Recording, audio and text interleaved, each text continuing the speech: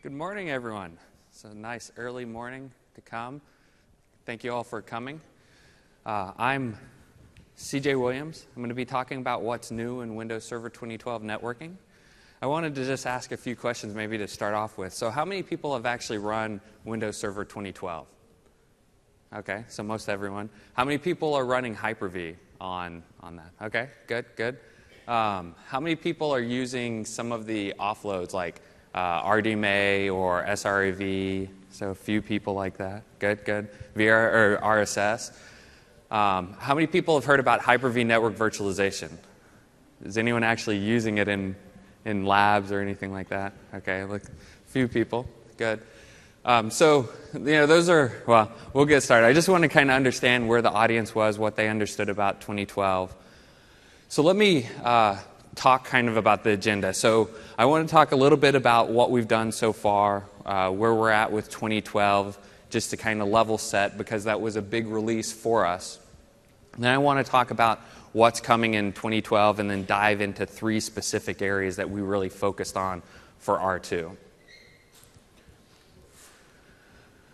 So when we look at networking and we have this Cloud OS initiative across Microsoft and across Windows Server, networking is really looked at as one of the bedrocks, right? You have networking, compute, and storage.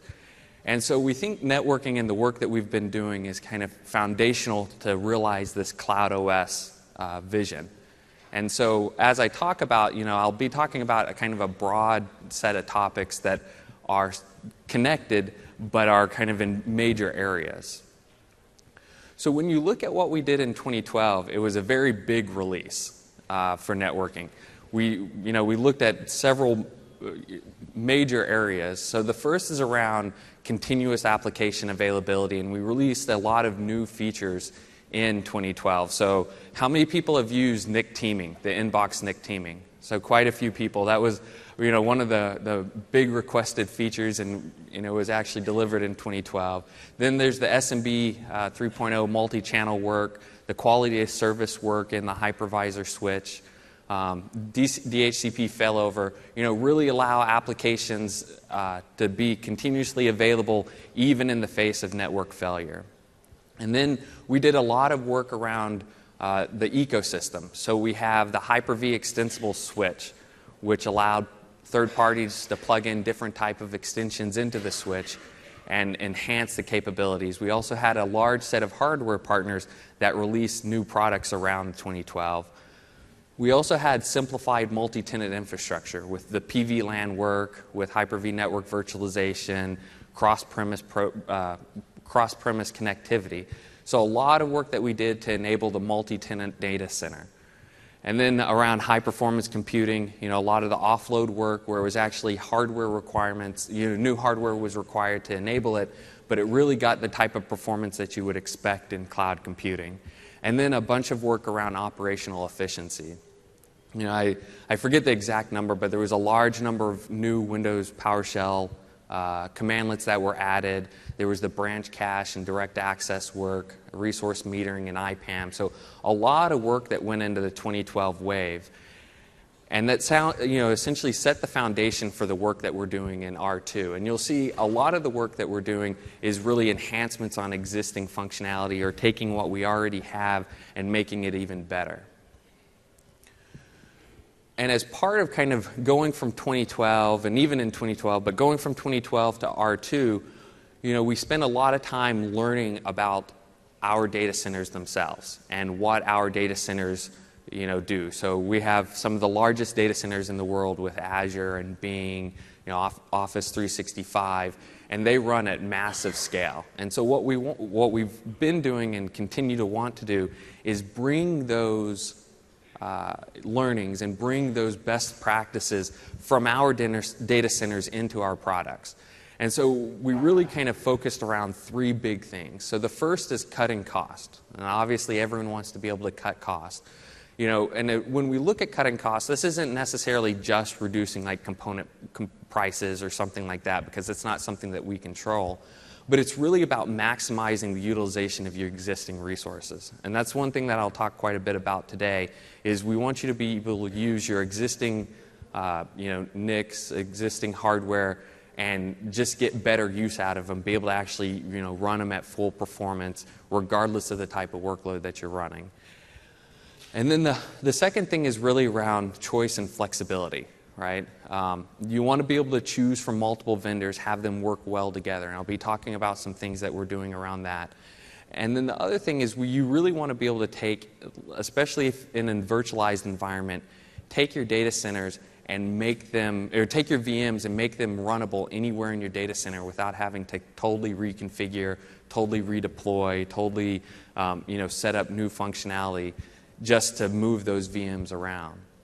And then the last thing is there's a big focus, especially in our data centers, around agility and automation, especially automation, making sure that things that you do all the time, things that you do constantly, tasks that have to be performed daily, you can just automate it and make it happen seamlessly.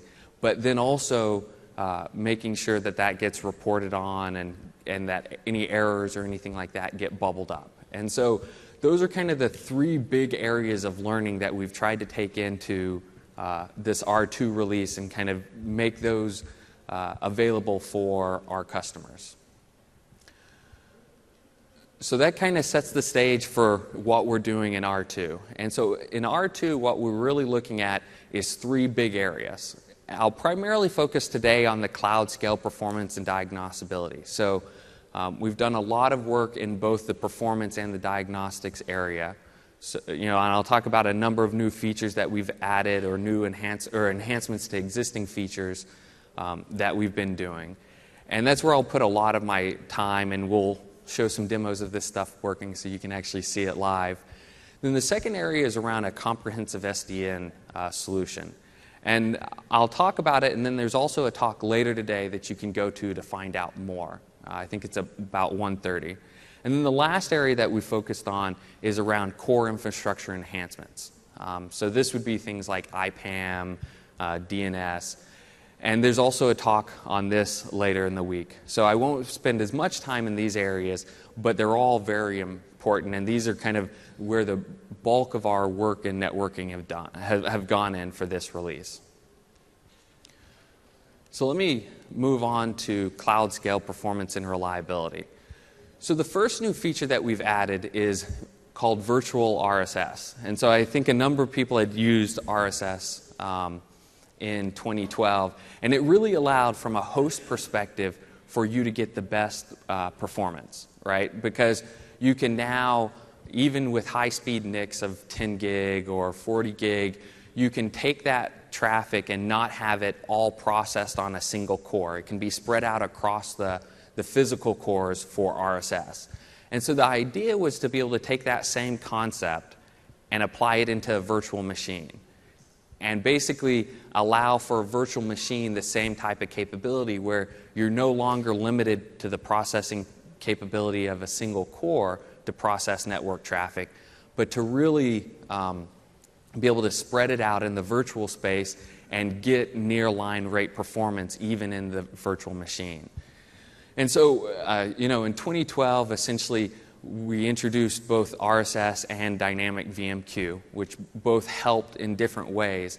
But the focus of VRSS is really when you have one single VM or a small number of VMs that want to process a large amount of network traffic. And so especially when you think about like virtual network appliances, virtual gateways, things like that, network intensive applications that are running in a VM, this really allows those type of applications to run at their maximum performance.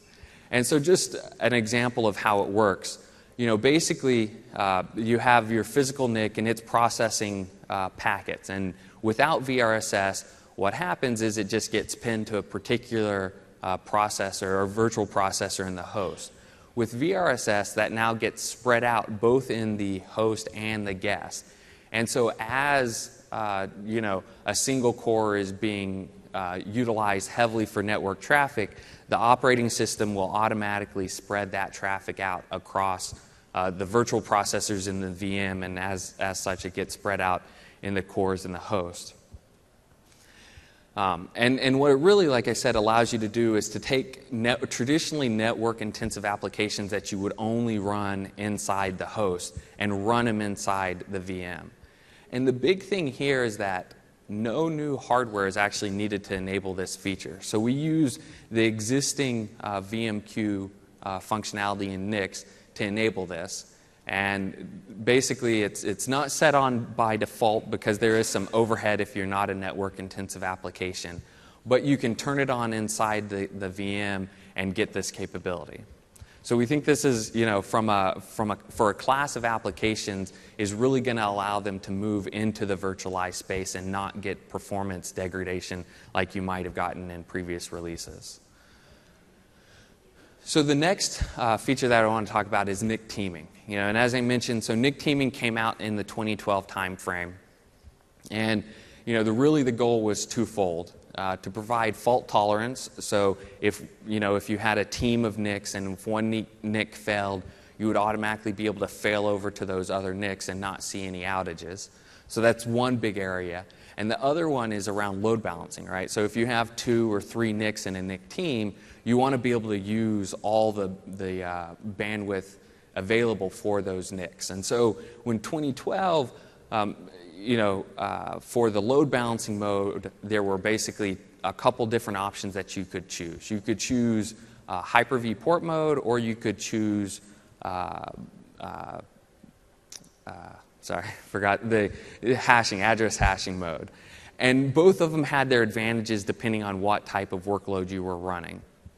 What we've done in 2012 R2 is we've added a new mode, which is called the dynamic mode. And it basically gives you the best of both worlds.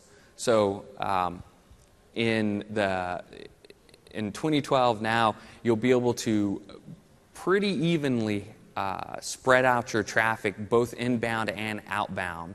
And one of the big ways that we were able to enable this was that on the outbound mode in 2012, we were only able to spread out based off of TCP flows. And so if you had a VM that, one particular VM that was taking a lot of bandwidth and had big flows, so you were copying over VHDs or, you were downloading a, media file or something like that, then it would be pinned to one particular NIC. In the dynamic mode, we're able to actually break up those TCP flows into what we call flowlets, which gives you much finer grain ability, or gives the operating system much finer grain ability to load balance across the NICs. And so I'll kind of explain. So in 2012, how it worked is if you had a flow, it would be pinned to a particular NIC, and it wouldn't actually spread out. And how you would get the spread is you would have multiple VMs or you would have multiple flows. But if you had an imbalance, one flow was very long-lived and was downloading a lot of traffic or uploading a lot of traffic, then it would be pinned to a particular NIC, and it would, not give you the optimal load balancing. In 2012 R2, we now break it up into these flowlets, and we're able to more evenly spread across all the NICs, regardless of what type of workload you're running. And so we've seen pretty big improvements based off your workload here. And so this is, one of those things where we took a feature that was much requested in 2012 and we got a lot of good feedback on, and we just made it even better. So the next area that I want to move to is around ACLs. And so how many people use ACLs in the Hyper-V switch today? A few people. So one of the things that the feedback that we heard was in 2012, the functionality was fairly basic. So you could, block and allow traffic based off of just the source and destination VM, And for some type of ACLs, that's good, but it doesn't kind of provide you the richness that most people want to use with ACLs. And so in 2012 R2, we added several new features. So the first one is that we enable it to allow or block traffic for specific workloads. And you can filter it based off the network address, the application port, or the protocol type. So you have much more capability of deciding how you actually block traffic and what specific traffic you block. It's not just an all or nothing for a particular VM. And then the other thing that we enabled was basically stateful packet inspection. So we actually maintain state of the packet and understand the connection And so, much like more traditional firewalls where you get the stateful packet inspection, we've now enabled that on Hyper-V switch ACLs. And so, you can essentially block and add ACLs, or block and add traffic as you need based off the different types. So the next area that we worked on was basically remote live monitoring. And so, one of the things in 2012 is that remotely monitoring the traffic is fairly difficult, which means if you want to, monitor traffic on a particular VM, you have to log on to that VM, hope that it has netmon or message analyzer or something like that. And what we've enabled in R2 is basically the ability to remotely monitor the traffic, but do it in a live or at least near live fashion. And this allows you to, both mirror and capture traffic for either remote or local viewing. And underlying what we use is we use ETW and WMI to actually transfer the data back and forth. And then with Message Analyzer, which is essentially the next release or the new version of netmon. And how many people know about Message Analyzer, have used it? So a few people. Message Analyzer is actually available in beta form today, so you can go out and download it and kind of start using it and playing around with it. But with R2, you'll actually be able to use Message Analyzer as essentially this front end for remote monitoring. And the GUI experience is fairly similar to what it is in netmon, so you can capture this traffic, you can save it off for offline analysis, you can do things like filtering based off a wide number of attributes, be it traffic type, IP addresses, by VMs. So you have all this capability of filtering what from a network perspective is probably a large amount of data. And you can, like I say, you have different ability to do this either, live, or you can do it, you can do the live monitoring and then save it offline for additional viewing. And so here, there's really a wide range of functionality that we've added. And there's a number of things that I didn't talk about specifically, but it'll be in other talks that we have throughout the week. Especially around Hyper-V network virtualization and the diagnostic capability that we've added for that. So what I want to do is I want to ask Gabe Silva, PM on our team, to come up and do some demos for you so that you can actually see a lot of this stuff working live. Gabe, let me switch over for you. Thanks, CJ.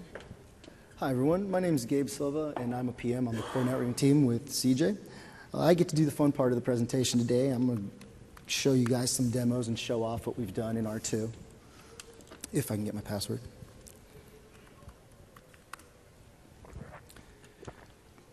So the first demo I'm going to show today is the NIC teaming functionality. Oh, I'm sorry. Go ahead.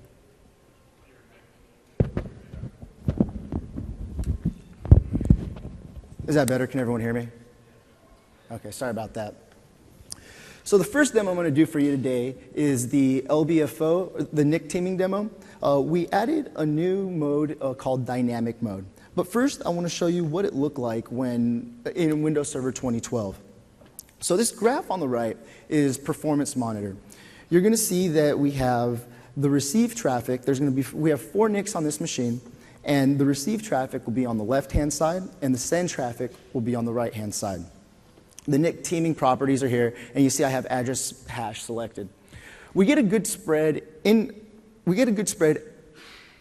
outgoing, but incoming is all on one NIC.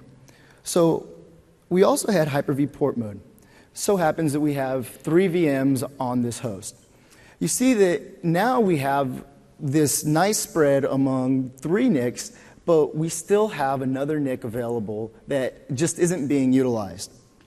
So what we did with dynamic is we now break it into flowlets. So the outgoing traffic is now spread among all 4 NICs, even though there's only 3 VMs. So continuing with the performance, I'm going to show VRSS. So before, to a VM, you would see that, well, let me first take a step back. What we have here are two hosts. We have two computers connected back to back with 10 gig NICs. We have the sender here on the right and the receiver on the left with the VM here. I'm using an application called NTTCP that basically simulates workload traffic and creates multiple TCP connections. So in Windows Server 2012, the traffic coming in, let me just make sure the traffic starts. There we go. So the traffic coming into the VM was bottlenecked on one processor. You would see throughput of roughly 5.4 gigs, but we have 10 gig NICs and we can't fully utilize them. Furthermore, we saw on the host, we were still affinitized to just one processor. So what we wanted to do is be able to use all the resources within the host without having to put new expensive hardware in there. So we did a lot of work advancing the VMQ algorithm and enabling RSS inside of the VM. And it's really just as easy as enabling RSS. So we'll go ahead and run the same test. We'll start the receiver and then the sender. And you'll see that just like in a physical host, the traffic is now spread among all cores, and our throughput is also jumping up above the 5 gigs. Not to mention, in the host, we expand on the dynamic VMQ capabilities, so if a core starts to become pegged or overutilized, we start moving those flows off of that core and onto available cores for processing. So now that I've shown a little bit of the performance, I want to show you guys the remote live monitoring. So I'll come over here to my sender now. And in the sender, I have message analyzer set up. So what I did is I've added a host here, which is just our host receiving, and actually let me start some traffic here.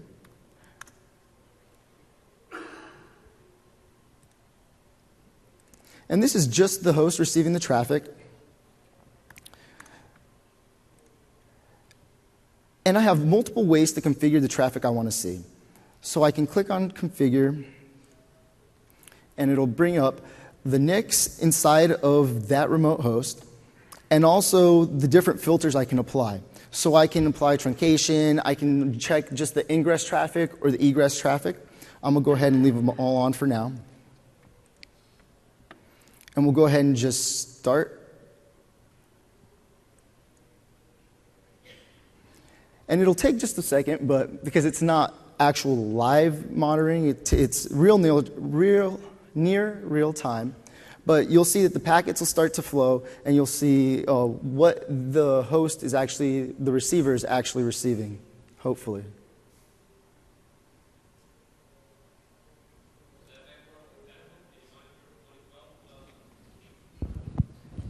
I'm sorry, I can't hear you. Yeah, so Message Analyzer is, but you can only run it on a blue host. Windows Server 2012 R2. Can you monitor? So if you're running on a 2012 R2 host, can you monitor? No, it's not backwards compatible. Right. No, so you can only monitor the R2 host or R2. Not VMs. the remote part. So you can run, I believe, Message Analyzer. I forget exactly all the versions that it's compatible with. But you can run Message Analyzer on multiple versions of Windows, but the remote part of it is only enabled when you're remoting to a 2012 R2 host. Yeah, I'm actually running it right now on just Windows Server 2012. It's not an R2. That's the Message Analyzer portion of it. Let me see if I can't get it. Because as I mentioned, how it works is it uses ETW and WMI to actually get that traffic off of the remote machine. And that functionality that's needed to actually get the traffic off of the remote machine is only in R2. Oh, Message Analyzer has stopped working. All right, we'll go ahead and move on. Yeah, what's a demo session without at least one crash? All right. And finally, I have one more demo for you guys, and it's a new functionality that we implemented called Test Net Connection. We had seen that some of our diagnosability tools were a little outdated, like ping. How many people here use ping? Everyone's got to use ping. So we wanted to make ping better. We wanted to incorporate more tools into ping so you can get more information. So we implemented a new commandlet called testnet connection.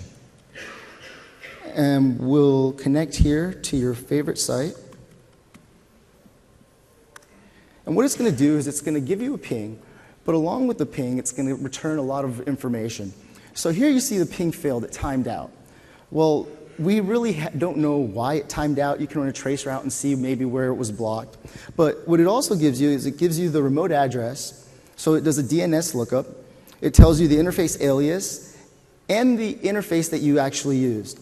So the ping didn't succeed, but let's see if we can connect to the TCP port. So here you see the ping still did not succeed, but we do have TCP connectivity to Microsoft.com. It's very common for servers to block pings. So if you want more detailed information, you can add the information level, detailed. It's going to run the same test, but it's going to give you more results. So if you were actually running IPsec, it would give you the applicable IPsec rules and the network isolation context, whether it was internet or intranet. And lastly, we also added traceroute to this, so it becomes an all, and traceroute will take a little bit to run. So unlike traceroute, it has a maximum hop limit of 8, or of 20, I believe. So, and it'll return back all your hops in that route. And yeah.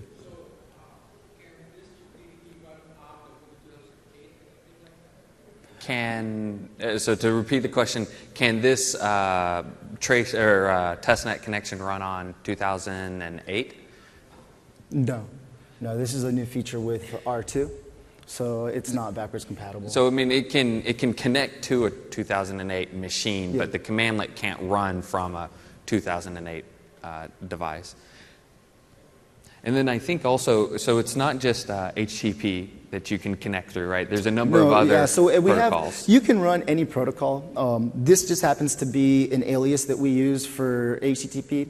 You can also hyphen protocol and add whatever protocol, and we have other popular ones, SMB. I think RDP. And RDP. Yes, yeah. So as soon as this traceroute finishes, I'll run any port you want and just show you that. Test connection is a wrapper for ping, almost. So test net connection just has a couple more features. We added, like I said, traceroute, and it's got the HTTP ping as well on there. So, and just to show the gentleman, protocol 8080.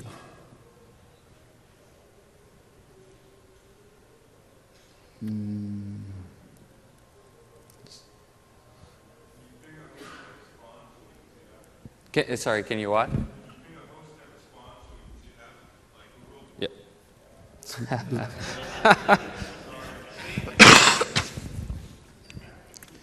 I don't know that it'll respond from this machine. We might not allow it. Let me do get help.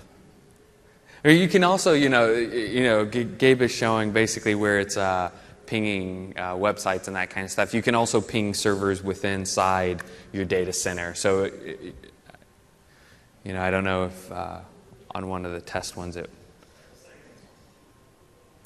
Who responds? Does Google respond? I don't know. We can try. Yeah.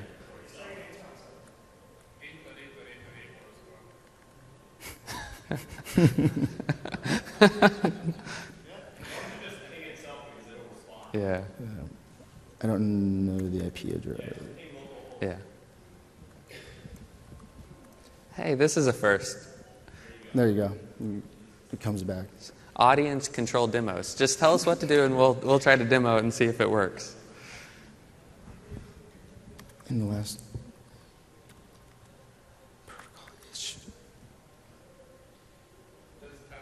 Yeah, just do tab completion.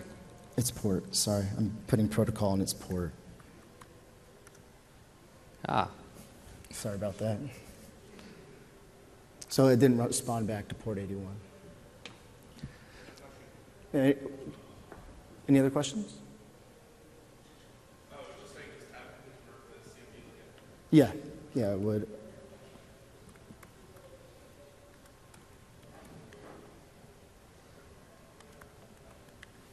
Yeah. So and there's a number of other options that you can choose. And so, yeah, this is really about enhancing kind of the ping functionality that's built in, and internally we call this the super ping feature. So this adds a lot more features that you would kind of expect to be able to diagnose issues. Question? Do we have an alias pre-built in for the testnet connection? Yeah, TNC. Yeah, so you can just TNC. And we're trying to get a TNC will automatically ping a server that we've set up in Bing. I'm not sure if it's completely up yet, but if you just need to test your connection quickly as possible, just type TNC and you can go from there. Yeah. So is it available on Windows 8.1 on the client side, essentially? Do you know if it's available on the client? Yeah, it's available on the client. Yeah, it's client and server. Right. Okay, thanks, Gabe. So, as you can see, from a performance side, our real focus was to take your existing hardware, your existing capabilities, and especially the features that were added in Windows Server 2012, and then build onto it such that, the same workload, the same hardware will just perform better with 2012 R2. From a diagnosability side, what we looked at was, a number of different scenarios, whether you want to be able to remotely look at the traffic that's happening on a machine, or whether you want better diagnosability around kind of basic connectivity, or even, as I mentioned, we also enhanced the diagnosability of Hyper-V network virtualization, which we didn't talk about as much today. But we basically wanted to take a lot of the features and just essentially improve upon them in 2012 R2. So now let me move on to essentially our SDN solution. So when we look at SDN, and like I said, there's an entire talk about this later today. So if you want to get more information, kind of a view, just not from a technology point of view, but also from a partner perspective and some other things, you can come to that talk. But from a technology point of view, which is really what I want to talk about today, when we look at SDN, we look at kind of three main promises that we think the network should be able to provide. So the first one is flexibility, the second one is automation, and the third is control. When we look at what we want the network to be able to provide, we want it to be flexible such that, you can move workloads around your data center regardless of what the underlying network connectivity looks like. Whether you have an L2 network or an L3 network or something like that. From an automation perspective, sorry, just getting over a little cold. From an automation perspective, you really want things to just happen. And so, if you are moving a VM from one machine to another, you just want the connectivity to move along with it, right? You don't want to have to reconfigure your VLANs. You don't want to reconfigure your switches. You just want the connectivity to stay. And then from a control perspective, you want to be able to set things like, what is the QoS that this particular VM is going to get? Or, what are the underlying functionality that the Hyper-V switch exposes up to the VM? And when we look at what we provided in 2012, there were basically four main areas that we focused on in 2012. So the first was Hyper-V network virtualization, then the Hyper-V extensible switch, System Center Virtual Machine Manager, which provided a lot of the automation aspects of it. And then we worked with partners to basically extend the SDN solution. For 2012 R2, what we've done is we've added a couple key pieces of functionality. So the first is network switch management. So how many people have heard about OMI or data center abstraction layer? So a number of people.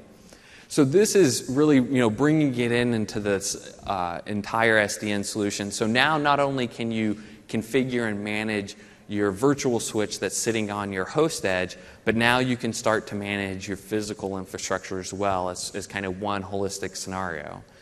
And then the other thing is that we added was a number of built-in software gateways. So especially with Hyper-V network virtualization, what you have is you have a virtual network, and the only way to kind of get out of that virtual network and talk on the physical network or talk site to site or talk out to the internet is with these gateways. And so in 2012 R2, what we did is we built in a number of these gateways directly into the product so that you get them kind of out of the box. And when we look at our SDN solution overall, not only do we have kind of these promises that we think the network should provide, we have principles on which we build our SDN solution. So the first is we want it open, extensible, and standards-based. So, from the Hyper-V network virtualization perspective, we're using NVGRE, which is Network Virtualization Generic Routing Encapsulation, which is an industry standard that we use for the actual encapsulation of the virtualized traffic. For network switch management, we're using the DMTF standards around how to manage physical switches. So a number of, and then with the Hyper-V extensible switch, we have open APIs which third parties can come in and build their own extensions. And so, really open, extensible, and standards-based. We want it to be built in and production ready. So what we deliver in the box while we, continue to want to work with partners and partners extend and enhance our solution, we want what we ship in box to be, usable in production and available for customers. And then we think a big thing is that it's not only just innovation in software. A lot of people, when they talk about SDN, they just think about what can be done in software. We think it's actually, to get the best overall solution, it's innovation in both software and hardware. And so, as we look at things like network switch management, we want to bring both the virtual side or the software side that's sitting on the in-host into our SDN solution, but we also want to make sure that the physical infrastructure is included in there. So when you get things like automation, that it's not just automating the virtual side of things or the software side of things, but also the hardware and the physical infrastructure. So let me drill down into a couple areas, and I'll particularly just focus on things that are essentially new for 2012 R2. Like I said, come to the SDN talk if you kind of want more of the complete picture. But when we think about Hyper-V network virtualization, and it's a fairly new technology, so I'll spend just a little bit of time talking about it. Essentially the thought is that you have these virtual machines, or you have these physical hosts, and they were virtualized into virtual machines such that you could isolate the customers from each other. You could run multiple workloads on the same physical host without them, necessarily impacting each other. So from the network virtualization side, it's very much the same concept. You want multiple networks to be running on the same physical infrastructure, and you need some virtualization layer in which to separate and to isolate these networks in the networking case. And so basically how we do it with Hyper-V network virtualization is we use essentially the overlay approach. So we take a network, or we take the network, the virtual network, and we overlay it on top of the physical network. And we do this by encapsulating the packets, and we use, as I mentioned, network virtualization with using generic routing encapsulation as the encapsulation format that we use. And what this really solves is it solves kind of two big challenges. So the first is VM mobility. So now you're no longer limited to migrating VMs across just the same L2 domain. You can migrate it anywhere within where like System Center Virtual Machine Manager is actually managing the machine. So anywhere where you have connectivity, you can migrate that VM and you're able to still seamlessly communicate with it. Then the other thing that it allows is because it uses the overlay method of network virtualization, is the customers can bring their own IP addresses. Especially in the multi-tenant environment where you have enterprises coming on to a hoster or to Azure or something like that, they might already have their own IP addressing schemes. And what we want to allow is for that same IP addressing scheme to be brought onto the hoster or Azure. But even in the enterprise case where you have things like you want to have a production and a test environment, and you want to be able to use the same IP addresses for both of those environments, we allow that ability where even on the same physical network, inside these virtual networks or between virtual networks, you can have overlapping IP addresses. So you can bring the exact same network topology and IP addresses into these virtualized networks. A question? So with VLAN traditional architecture, you're restricted to 4096 VLAN. Yep. Is NVGRE going to have similar, or does it have similar capacity planning limitations? Yeah, so the question was, with VLANs, you have 4096 VLANs essentially, and does NVGRE have the same limitation?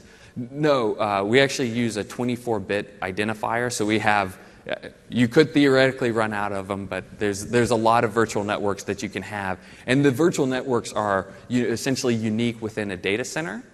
And so, if you have multiple data centers, you can multiply that out. So, realistically, the chances of hitting that limit are fairly low. So, the base functionality of Hyper-V network virtualization was delivered in Windows Server 2012. We've now enhanced what we did in 2012 with a couple of key features. So the first one that we enabled was dynamic learning of customer addresses. So within VGRE, you basically have two packets within the same packet. You have what we call the customer address packet, which is the inner packet, and you have the provider address packet, which is basically what the physical infrastructure sees. And so what we can do now in 2012 R2 is dynamically learn these IP addresses. And so it enables a couple of key features. So the first big one is that it allows for highly available hosts. So you can use guest clustering and host clustering inside a virtual network. And then you can also do things like DHCP inside the virtual network. So the customer could run their own DHCP server. The second area that we really focused on in R2 was performance enhancements. The two big ones being NIC teaming integration. So all the work that we just talked about for NIC teaming now gets brought over into the Hyper-V network virtualization or the network or the virtual network. And so even if you're running Hyper-V network virtualization, you can use the load balancing and failover features of NIC teaming. And then the other thing is, because we use this encapsulated packets, most existing NICs can't do the standard offloads on those type of packets because they're all coming in with the same provider address, and they're not able to look inside the customer address packet, which is really what you'd want to be able to do the offloads on. And so we've been working with a number of NIC vendors on bringing what we call these NVGRE task offload enabled NICs to market.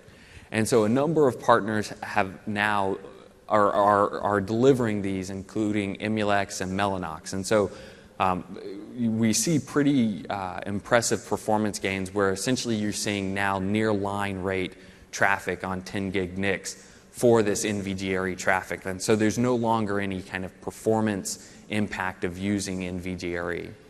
And then the last thing is we have essentially enhanced diagnostics of these virtual networks. Things, kind of the flavor of what they look like is on these VMs, because we have this overlay network on top, a admin that doesn't have access to those VMs can actually validate that those VMs have connectivity without having access to the VMs. But when 2012 R2, we've added a new PowerShell commandlet that basically lets them act like they are the VM, but have all the traffic available to the admin. And so they can actually validate that VMs in these virtualized networks have access or are able to communicate with each other without ever having to send traffic up to the VM itself. So that's Hyper-V network virtualization. The second big area that we worked on is this Hyper-V extensible switch. And so the extensible switch was something that we delivered in 2012, and it added a lot of benefits. So, essentially it was an open platform for plugins, and there were different type of plugins that people could create. Capture plugins for things like monitoring or billing or something like that. Filtering extensions if someone wanted to build an advanced firewall or some type of extension like that, and forwarding extensions. And kind of the two big forwarding extensions that partners had delivered on was Cisco had delivered the one in the Cisco 1000 or the Nexus 1000 V, and that actually they announced yesterday is now fully available for release. It had been in beta for a month or so, but now it's actually available for release. And then NEC had built an OpenFlow extension inside, which actually made the Hyper-V switch essentially an OpenFlow enabled switch. And so we have a number of these extensions that have been built, but one of the things that wasn't supported was that because Hyper-V network virtualization was sitting below the virtual switch, these forwarding extensions only saw essentially what we call these customer address packets. So they only saw the packets that the VM saw. They didn't see the packets that were actually going on the physical infrastructure. And so what we did is in 2012 R2, we moved Hyper-V network virtualization into the virtual switch, and now third-party extensions can process on both the provider address packet and the customer address packet. And it allows several kind of key features. The first being what we call this hybrid forwarding. And so, you can think of a scenario where, you have, let's say, the Cisco Nexus 1000 KV, and it wants to virtualize or it wants to manage all the non-virtual traffic. And then you also want to run Hyper-V network virtualization for some of the traffic. And so we allow this where both Hyper-V network virtualization and the third-party extension can manipulate the packets and can forward packets based off of different packet types. The other thing is, as I'd mentioned, extensions can now view both the customer address packets and the provider address packets. And so, from a firewall application or from a billing or monitoring application, you can see both of these packets and can now manipulate either one, or can, in the firewall case, you might want to drop based off of the provider address in some case or the customer address in another case. From a monitoring, you can provide information, in either space. And so it allows for a lot more capabilities in the extensions themselves, and that they can essentially coexist with Hyper-V network virtualization. And then the other thing that it allows is it allows third parties to actually bring their own network virtualization. So, while we have the built-in Hyper-V network virtualization, Cisco can now bring, let's say, VXLAN network virtualization, or NEC can bring their OpenFlow network virtualization technology, and you can use it with Hyper-V. So the next area that I want to talk about is around the standards-based switch management. And so, as I'd mentioned, basically how this works is you have these standard SIM models which come from the DMTF standards body that describe how different type of devices should be managed. And in this case, they describe how switches should be managed. And once we have switches that are running OMI, which is a Microsoft open source technology that third parties can pick up and kind of get a lot of the the infrastructure, they can now be managed through PowerShell, and then also SCVMM has capabilities of managing these type of devices. So on the PowerShell side of things, there's a wide variety of capabilities that it can do. Create VLANs, set VLANs, enable ports, disable ports, configure BGP, a lot of other things. SCVMM, kind of as an initial release, has targeted one of the biggest things that we heard from customers, which is essentially ensuring that the VLANs on a Hyper-V switch and the VLANs on the physical switch actually match up, so that they, you can ensure that, let's say a VM moves from one machine to another, and it's on a particular VLAN. You can validate that physical switch actually has that or is configured to use that VLAN, and ensure that the communication will be able to flow from the VM automatically, and then you get notified if there's any configuration mismatch, and then VMM can go and fix that. And so, the things that the problems that it really solves is it allows now a common interface to manage multiple network vendor switches. Which, from an SCVMM perspective, will allow them to build, more and richer kind of network switch management over time. Then also from a PowerShell perspective, because you can use all the kind of rich automation capabilities of PowerShell, now you can automate a lot of your common tasks for managing switches. And then in 2012 R2, we'll actually have a logo program for these network switches. So that, if a switch is logoed, that it will work with PowerShell and SCVMM. So we think it brings a lot of capabilities to the customer, and then a lot of the benefits that you get from the logo program of the testing that we do and the validation that we do, that it just works with our software.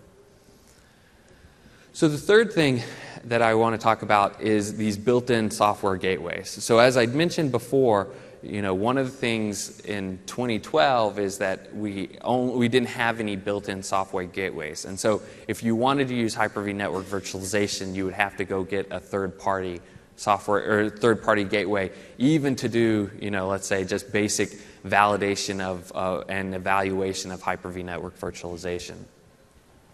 In 2012 R2, what we've done is we've built three inbox gateway, or we've built one inbox gateway that has three kind of big areas of capability. So the first one is a multi-tenant aware VPN site-to-site gateway. And basically what this means is with one gateway VM, you can support multiple tenants. And you can support site-to-site connectivity. Also, the same type of multi-tenant aware NAT access or NAT gateway for internet access, and then a basic forwarding gateway if you want to interact with physical resources inside the data center. So those are kind of three broad roles of gateways. And we have a talk later today with SCVMM where we go into depth in these gateways that we've built in and kind of the capabilities that they provide. So what I want to do is ask Gabe to come up again and show one of the gateway demos, which is essentially a point-to-site demo. So Gabe? Thanks. So I'm going to show off the point-to-site demo.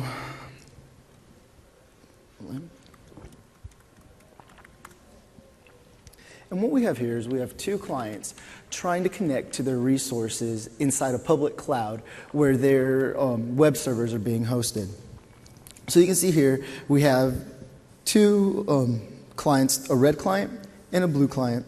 We have the VPN set up on both, and they're both using different technologies.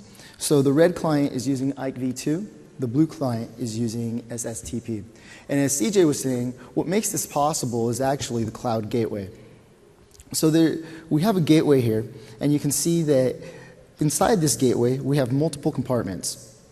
We have compartment 2, which is hosting our blue VLAN, and compartment 3, which is hosting the red VLAN.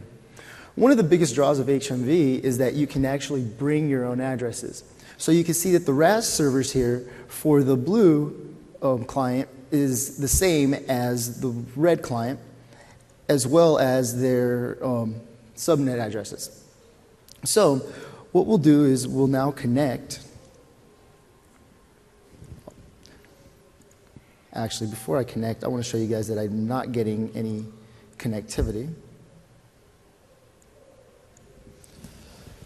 So you'll see that we're trying to connect to the resource, and we can't get to it. 30.1.1.3, and it'll be the same with our red client. And we still can't connect.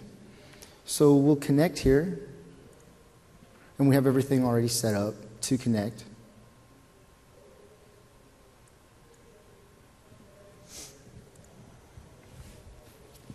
And we'll try connecting again to our red server. And you see we can now connect. And on the blue app, if we try to connect, we still don't have connectivity. On our blue client, we still have to go back and connect to the VPN server.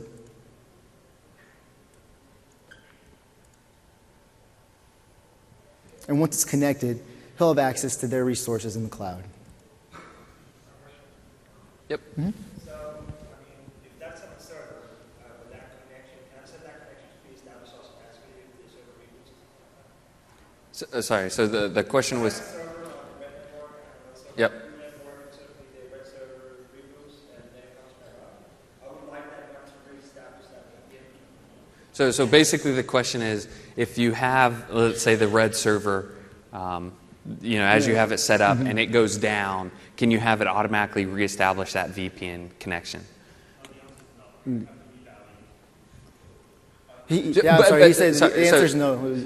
Let me just ask, so are you saying if the VPN server goes down or the red app server goes down? The red app server goes down when you enable the VPN connection. Yep. If I have a server that wants to connect to the host data center, and that one goes down, and the server comes up again, I would like that to reestablish the server to the data center. Right. So if the VPN server is still alive, you can connect into that virtual network, and then, well, as long are you saying the VPN server? Okay. The red client. Oh, okay. The red client. If the red client reboots, I believe you have to reestablish the connection. Yeah. Yeah, you're going to have to.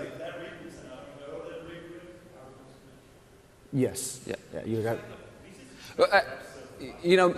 Maybe if you want to come down, because I don't know that I fully understand. So maybe afterwards, if you can come down, because I think it might work, but it probably takes some discussion on exactly what you're thinking about. So, are the compartments roughly synonymous to VRFs? Yeah, so basically the question is, are compartments roughly equivalent to VRFs? So basically, so I mentioned that these are multi-tenant gateways, and basically what that means is that you can have multiple tenants even if they have overlapping IP addresses inside one Windows VM, right? And so what these compartments do is basically it isolates the routing domain, right? So in this case, it's probably roughly the same, but basically it allows, each compartment is an individual routing domain. So while within a compartment you can't have overlapping IP addresses, two compartments can have the same overlapping IP addresses. Any other questions? Thank you. Thanks, Gabe.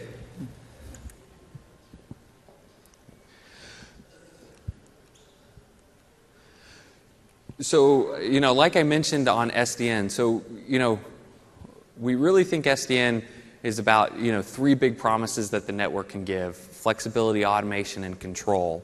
And we think the technologies around Hyper-V network virtualization, the Hyper-V switch, the new switch management functionality, these cloud gateways, and SCVMM really enables you to take our SDN solution today and build it out inside of your data centers and run it in production.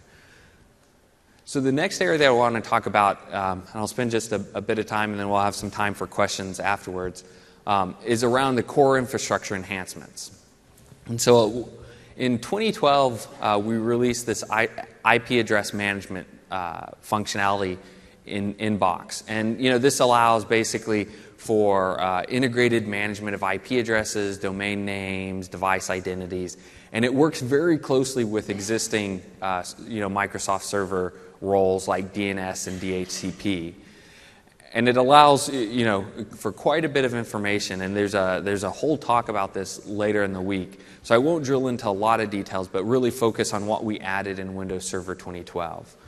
So probably the biggest addition is now you can not only manage IP addresses in the physical space, so in these, let's say, in the Hyper-V network virtualization scenario, not only in the provider address, but you can also do it in the virtual network. So the customer addresses you can manage also, which allows enterprises that have a mixture of physical and virtual networks, they can now have a unified IP address management solution across those.